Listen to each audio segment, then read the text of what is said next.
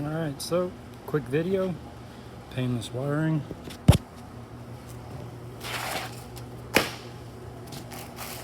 Good instruction manual here. It's actually really detailed, pretty good. Wires are all marked where they to and from go. Very nice. It'll show the location where it goes and what it's doing.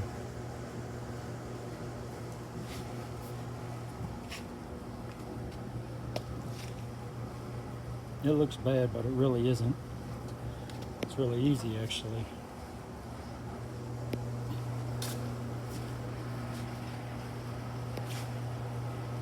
This is the 1941 Zephyr.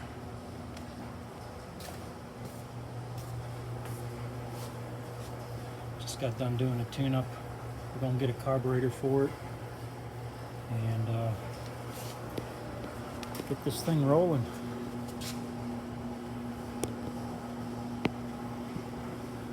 There's the old stuff.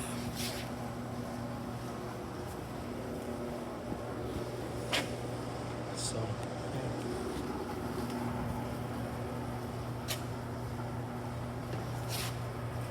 And this one has rear AC.